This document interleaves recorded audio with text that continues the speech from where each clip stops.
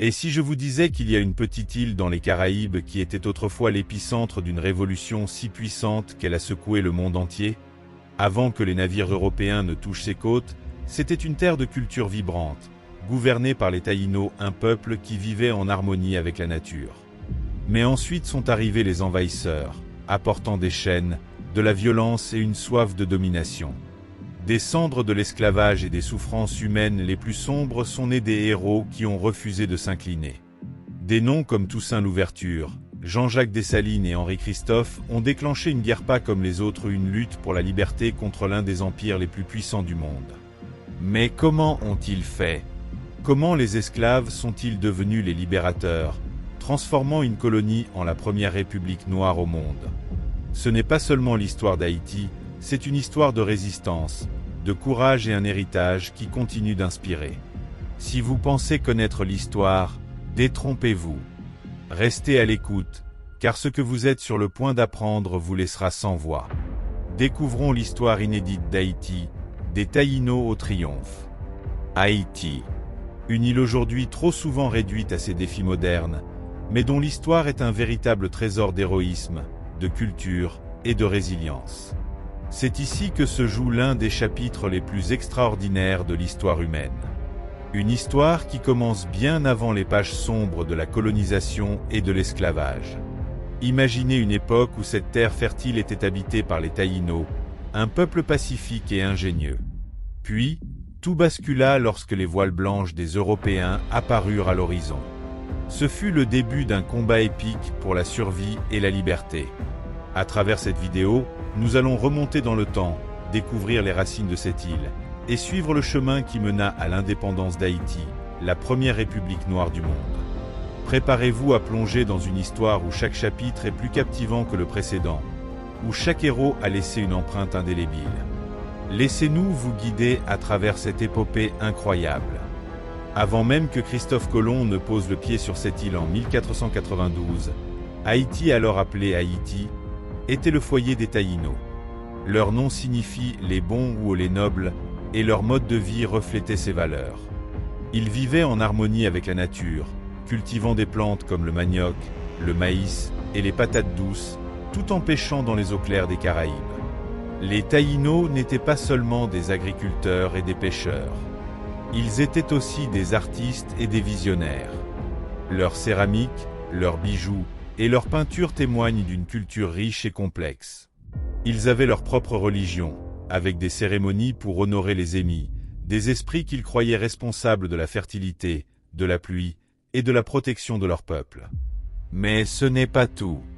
Leur organisation sociale était bien structurée, avec des chefs appelés caciques qui dirigeaient chaque village. Chaque décision était prise pour le bien de la communauté, et leurs croyances reflétaient un profond respect pour la nature et les cycles de la vie. Cependant, cette civilisation pacifique allait bientôt faire face à une menace qu'elle n'avait jamais connue. Une menace qui viendrait bouleverser leur monde pour toujours. Les voiles des Européens apparaissaient à l'horizon, et avec elles, un changement irréversible. En 1492, le monde des Taïnos bascula. Christophe Colomb, en quête de nouvelles routes vers les Indes, arriva sur les côtes d'Haïti. Pour lui, cette île n'était qu'une nouvelle richesse à exploiter, une nouvelle page dans son journal d'exploration. Mais pour les habitants, c'était le début d'une tragédie. Les premiers contacts furent pacifiques. Les Taïnos, curieux et généreux, offrirent des cadeaux aux nouveaux arrivants. En retour, ils furent accueillis par des sourires et des promesses. Mais rapidement, les intentions des Européens devinrent claires. Ils voulaient de l'or, des terres et des esclaves. Les Européens imposèrent leur contrôle par la violence. Les Taïnos furent réduits en esclavage, contraints de travailler sans relâche pour extraire l'or et cultiver la terre. Ceux qui refusaient étaient punis brutalement. Mais ce n'était que le début.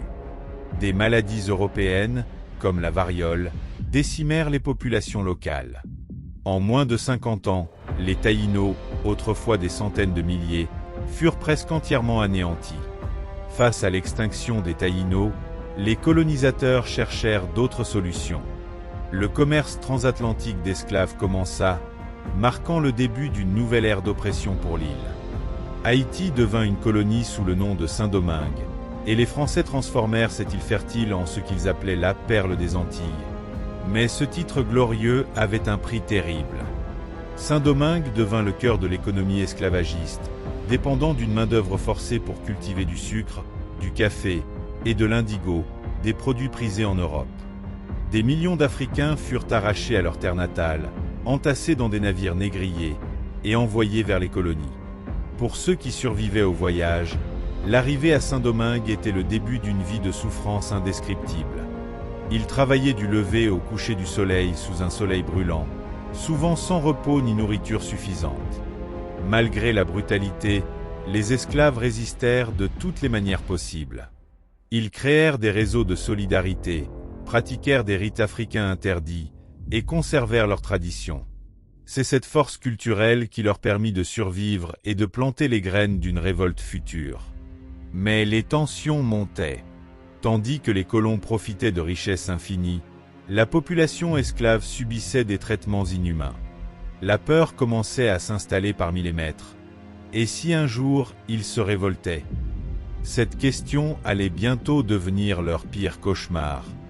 À la fin du XVIIIe siècle, les vents de la révolte soufflaient sur Saint-Domingue.